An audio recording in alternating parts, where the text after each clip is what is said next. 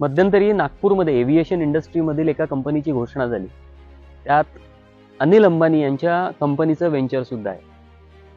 गंमत अशी की अनिल अंबानीवर 53 बँकांचं 49,000 कोटींची थकबाकी होती.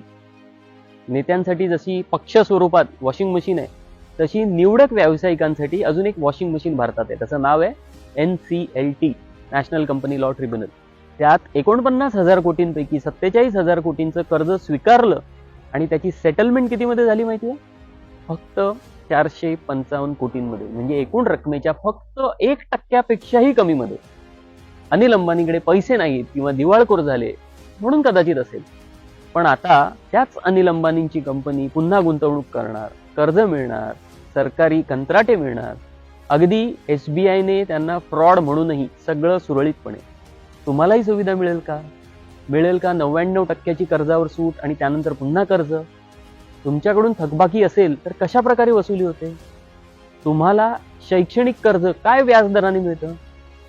पण अदानीला मात्र LICने नुकतेच 5,000 कोटीचं कर्ज 7.75% या व्याजदराने दिलंय.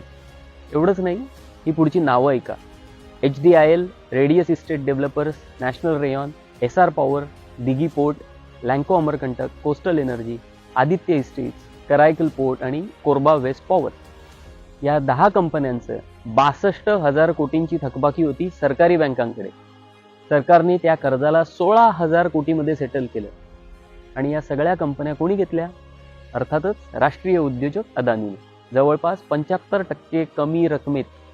RBIने तर आता 100 कोटींपेक्षा जास्त रकमेचे कर्ज घेणाऱ्यांचा डेटा सुद्धा दाखवणं बंद केलंय.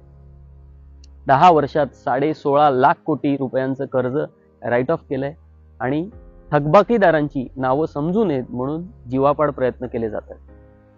पण तुमचे हप्ते थकले तर?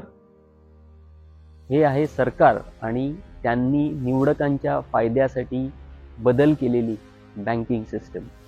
विचार करा.